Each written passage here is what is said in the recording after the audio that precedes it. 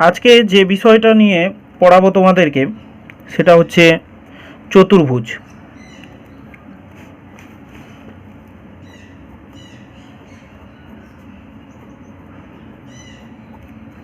চতুর্ভুজ বা একে ইংলিশ টার্মে বলা হচ্ছে কোয়াড্রিল্যাটেরাল।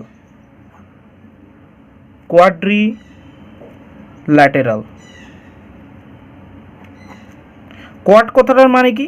চারখানা। এখানে চতুর্ভুজ কথার মানে হচ্ছে চারখানা বাহু থাকবে। এখানে চতুর্ভুজ কথার মানে হলো কি চারখানা বাহু থাকবে।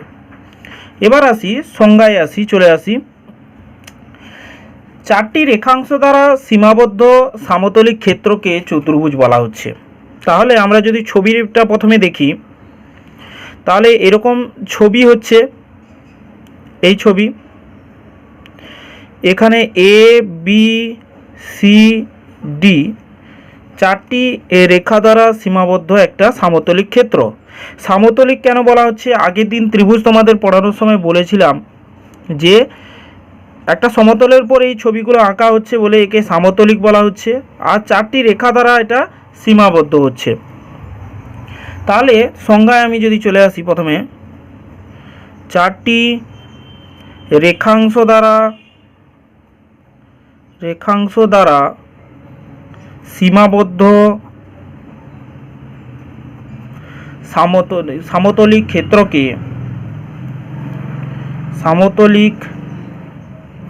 ক্ষেত্রকে বলা হয় চতুর্ভুজ।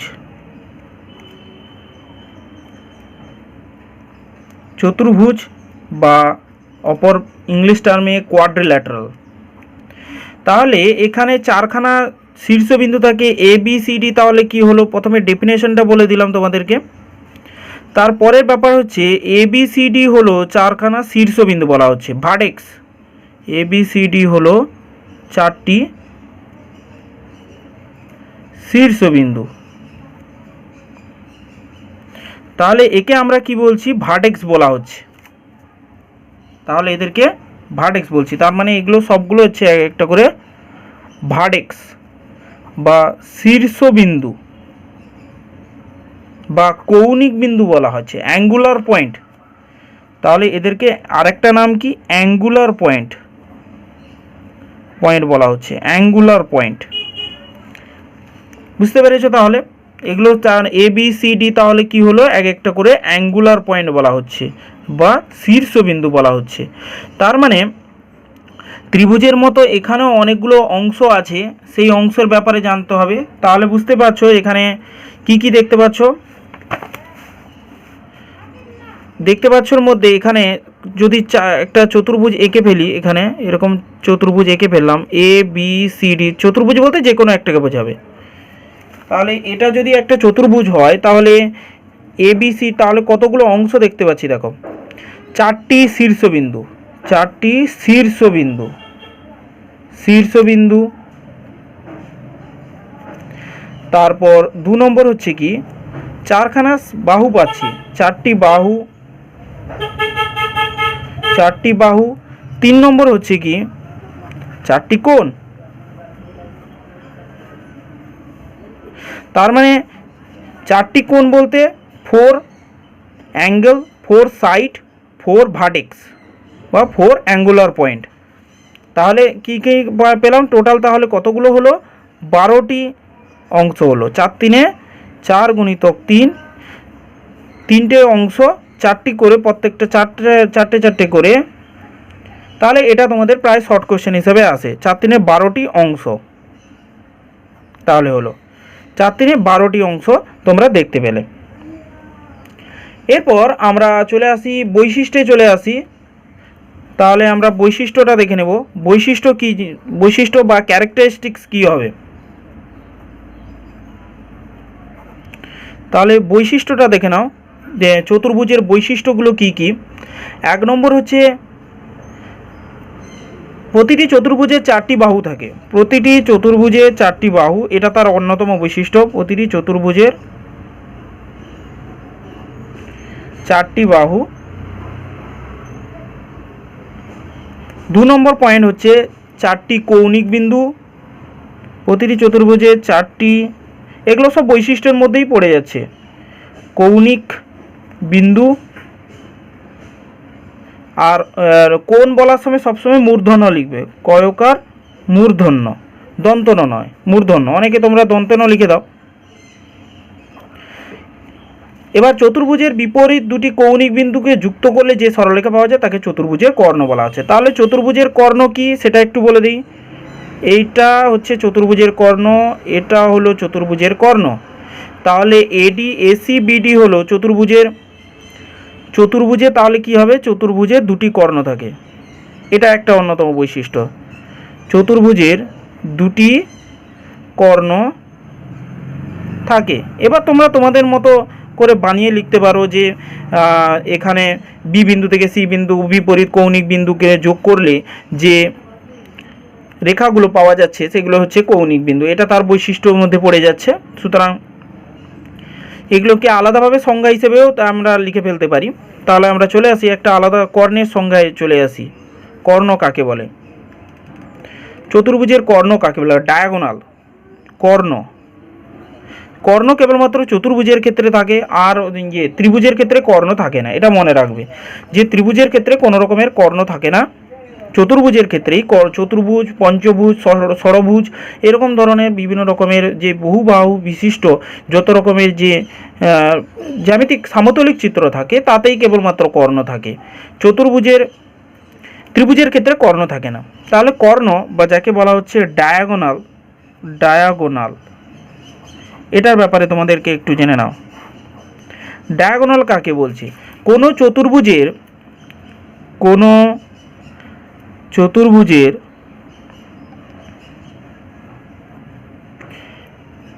বিপরীত কৌণিক বিন্দুগুলোকে, বিপরীত কৌণিক বিন্দুর সংযোজক সরলরেখাংশকে, বিন্দুর সংযোজক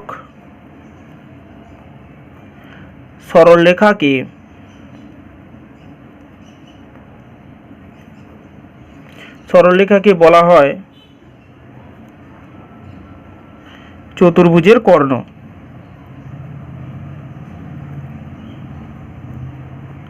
চতুর্ভুজের কর্ণ বা ডায়াগোনাল বলা হচ্ছে।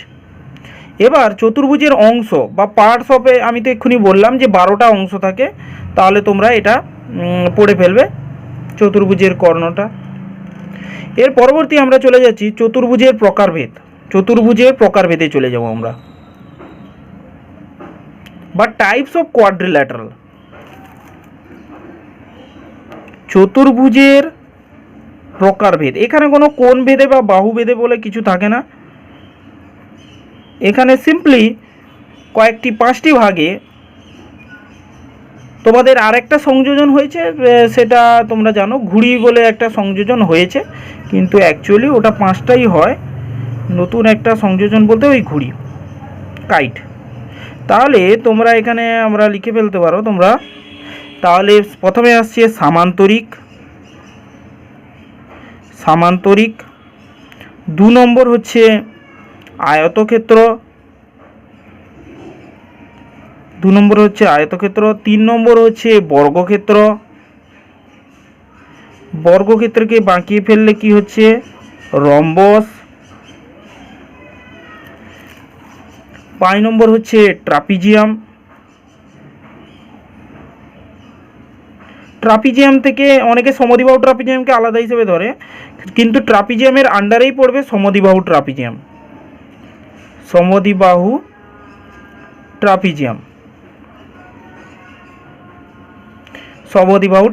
পড়ে যাচ্ছে। তারপর পড়ে যাচ্ছে কি, কাইট বা ঘুড়ি বলা হচ্ছে যাকে।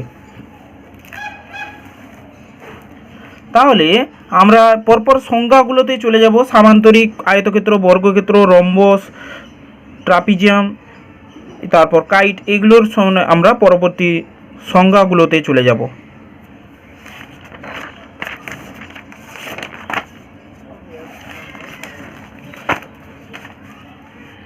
প্রথমে আসি সামান্তরিক কাকে বলে।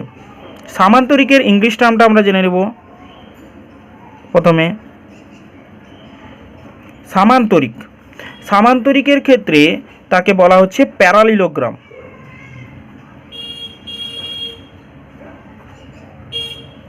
প্যারালিলোগ্রাম বলা হচ্ছে। তাহলে সামান্তরিক কাকে বলবো আমরা? যে চতুর্ভুজের বিপরীত বাহুগুলো, যে চতুর্ভুজের বিপরীত বাহুগুলি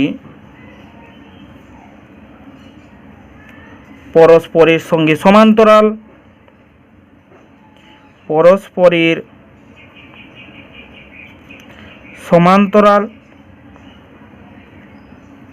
তাকে সামান্তরিক বলে। তাহলে সামান্তরিকের এবার ছবির ব্যাপারে একটু জেনে নিই। তাহলে বলা হচ্ছে যে বিপরীত বাহুগুলো সমান্তরাল।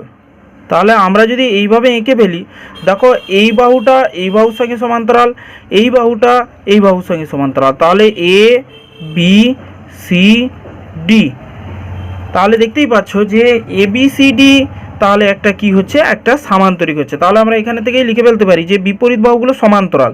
সমান্তরাল মানে কথাটার মানে কি, তাদের মধ্যবর্তী দূরত্ব সর্বদা সমান থাকবে। এখানে যে দূরত্বটা আছে এখানেও সেই একই দূরত্ব থাকবে। তার মানে বুঝতে পারলে যে এখানে যে ডিস্টেন্সটা আছে এই দুটো ডিস্টেন্স ইকুয়াল হবে, তাহলে তখন তাকে সামান্তরিক বলা হচ্ছে, মানে সমান্তরাল বলা হচ্ছে। দুজোড়া সমান্তরাল সরলরেখা এই চতুর্ভুজকে ঘিরে আছে। তার মানে এই বাহুটার সঙ্গে এই বাহু সমান। এটা বৈশিষ্ট্যটা আমি বলে দেব, তোমরা আগে সংখ্যাটা দেখে নাও যে বিপরীত বাহুগুলো সমান্তরাল, তাই না, সমান্তরাল আসছে, তাই এটাকে সামান্তরিক বলা হচ্ছে। এবার আমরা বৈশিষ্ট্যের দিকে চলে যাচ্ছি। প্রথমে দেখো বৈশিষ্ট্যর ক্ষেত্রে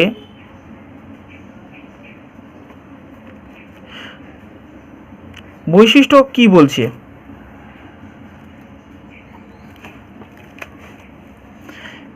এখন 1 নম্বরে দেখো বিপরীত বাহুগুলো পরস্পর সমান হয়। তার মানে কি, বিপরীত বাহুগুলো সমান হওয়া মানে কি, এবির সঙ্গে সিডি সমান, এডির সঙ্গে বিসি সমান। তাহলে আমরা লিখে ফেলতে পারি বিপরীত বাহুগুলি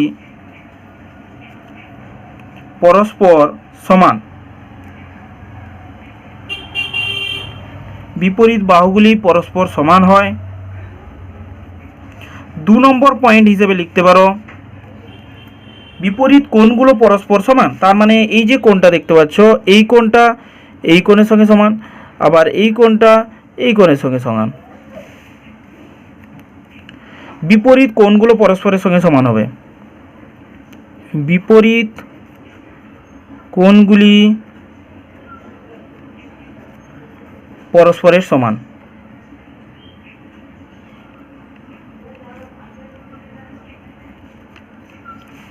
3 নম্বর যেটা পয়েন্টটা বলতে চাইছি, প্রতিটি কর্ণ সামান্তরিকের দুটি সর্বসম ত্রিভুজে বিভক্ত করে। এখানে যদি আমি দেখি যে সামান্তরিকের কর্ণ আমরা যদি যোগ করে ফেলি, এই দেখো এসি কর্ণ যোগ করলাম, তার মানে এই যে পাশাপাশি যে দুখানা ত্রিভুজ উৎপন্ন হলো, এই দুটো ত্রিভুজ ক্ষেত্রফল সমান, তাদের উচ্চতা সমান, সব দিক থেকে সমান, তাই সর্বসম। তাহলে আমরা লিখে ফেলতে পারি চতুর্ভুজের কর্ণ, সামান্তরিকের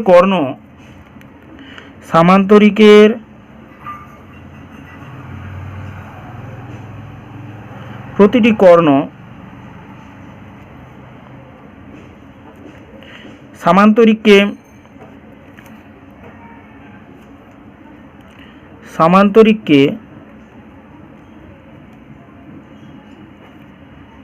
সামান্তরিককে দুটি সর্বসম ত্রিভুজে বিভক্ত করে। তাহলে এটা একটা পয়েন্ট হয়ে গেল। তাহলে আর কি পয়েন্ট যোগ করা যেতে পারে, কর্ণগুলো সমান দুভাগে বিভক্ত হয়। তাহলে কর্ণগুলো, এই যে কর্ণ দুখানা যে কর্ণ হয়, সামান্তরিকে কতগুলো কর্ণ হবে, দুখানা কর্ণ হবে। তাহলে কর্ণদ্বয় পরস্পরকে সমদ্বিখণ্ডিত করে, কথাটা লিখবে কর্ণদ্বয় পরস্পরকে সমদ্বিখণ্ডিত করে, সমদ্বিখণ্ডিত করে। তাহলে এটা একটা হয়ে গেল, পরস্পরকে সমদ্বিখণ্ডিত করবে। তাহলে এইগুলো ছিল সামান্তরিকের গুরুত্বপূর্ণ বৈশিষ্ট্য আর তার ছবি আর এবং সংজ্ঞা। তাহলে এই সব জিনিসগুলো আমাদেরকে পরীক্ষার পারপাসে মনে রাখতে হবে, যাতে আমরা পরীক্ষার খাতায় এগুলোর বৈশিষ্ট্য 3 নম্বরে যদি আসে সেগুলো লিখে ফেলতে পারি। এরপর আমরা চলে যাব আয়তক্ষেত্র। এরপর আয়তক্ষেত্র দেখো, সংজ্ঞা আগে জেনে নেব। আয়তক্ষেত্র কাকে বলে? আয়তক্ষেত্র যাকে বলা হচ্ছে রেক্ট্যাঙ্গেল, রেক্ট্যাঙ্গেল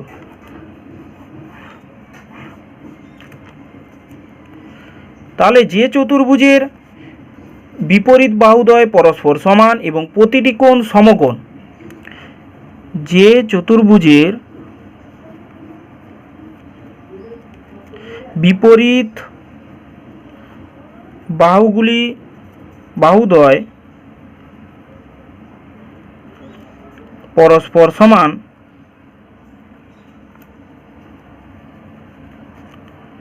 প্রতিটি কোণ এবং প্রতিটি কোণ নিজেদের মতো করে বানিয়ে লিখবে, প্রতিটি কোণ সমকোণ, তাকে আয়তক্ষেত্র বলা হয়।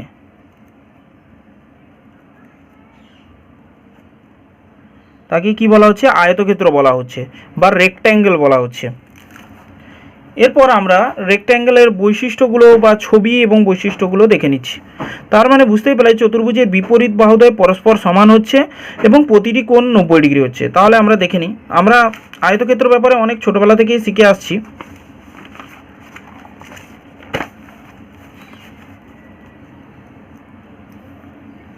তাহলে এখানে দেখব যে আয়তক্ষেত্র কাকে বলছে। আয়তক্ষেত্রের ক্ষেত্রে দেখবে যে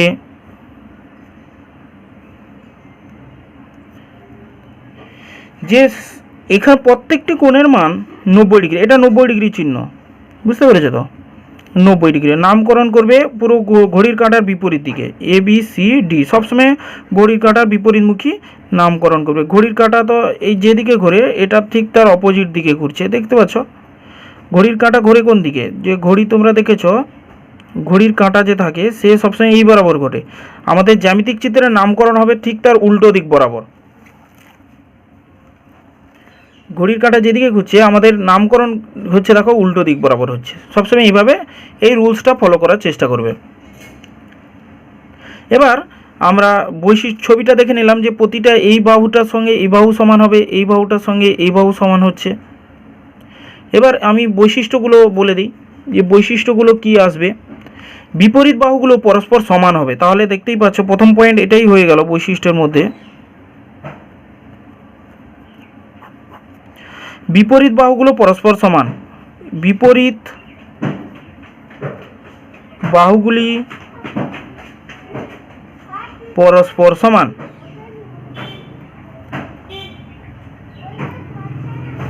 বিপরীত বাহুগুলি পরস্পর মানে এই বাহুটা এর সঙ্গে সমান, তার মানে দেখতে পাচ্ছ যে এডি বাহুটা বিসি বাহুর সঙ্গে সমান, আর একটা দেখতে পাচ্ছ এবি বাহুটা ডিসি বাহুর সঙ্গে সমান। তাহলে বুঝলে যে এডি বিসির সঙ্গে সমান আর এবিটা ডিসির সঙ্গে সমান আসছে। এরপর পরবর্তী পয়েন্টসে আমরা চলে যাই। পরবর্তী পয়েন্টসে 2 নম্বর পয়েন্টস বলছে চারটি কোণই পরস্পর সমান। তাহলে এখানে দেখো চারখানা কোণই 90 ডিগ্রি হওয়ার জন্য প্রত্যেকটি কোণের মানই সমান আসছে। তাহলে আমরা লিখে ফেলবো যে চারটি কোণ পরস্পর সমান। তাহলে দেখতে পাচ্ছ যে এখানে চারখানা যে কোণ উৎপন্ন হয়েছে, এখানে চারখানা যে প্রত্যেকটা কোণের মান 90 ডিগ্রি হয়ে যাওয়ার জন্য প্রত্যেকটা কোণের মানই সমান আসছে। এবার 3 নম্বর পয়েন্টে আমরা চলে যাব। 3 নম্বর পয়েন্টে দেখো কর্ণ দুটি পরস্পর সমান। তাহলে আমরা যদি কর্ণ দুটি টেনে দিই এখানে কর্ণ বিডি কর্ণ টানলাম, তাহলে এসি ও বিডি কর্ণ দুটি পরস্পর সমান আসছে। দেখো কর্ণ দুটি পরস্পর সমান, তার মানে আমরা লিখে ফেলতে পারি যে AC equals to BD, AC equals to BD. আর একটা হচ্ছে ও, এটা এবং চিহ্ন ampersand sign, AC equals to BD. ঠিক আছে, এই দুটো কর্ণ দেওয়ার দরকার নেই, এই এসি আর বিডি কর্ণ দুটো পরস্পর সমান আসছে। তাহলে এখান থেকে আমরা কর্ণের ব্যাপারে জানতে পেরে গেলাম। এবার দেখো এইখানে যে ও বিন্দু আছে, এখানে দুটো সমদ্বিখণ্ডিত হয়, তার মানে এইটা বাহুটা এর সঙ্গে সমান হবে, এও ওসির সঙ্গে সমান, বিও ওডির সঙ্গে সমান হবে। তাহলে আমরা এখান থেকে লিখে ফেলতে পারি 4 নম্বর পয়েন্টে, কর্ণ দুটি পরস্পরকে সমদ্বিখণ্ডিত করে, কর্ণ দুটি পরস্পরকে সমদ্বিখণ্ডিত করে। তাহলে এই ছিল গুরুত্বপূর্ণ পয়েন্টস। তাহলে আজকে সামান্তরিক পর্যন্ত থাকলো, তোমাদের পরের ক্লাসগুলোতে বাকি চতুর্ভুজের বাকি অংশগুলো সম্পর্কে আলোচনা করব।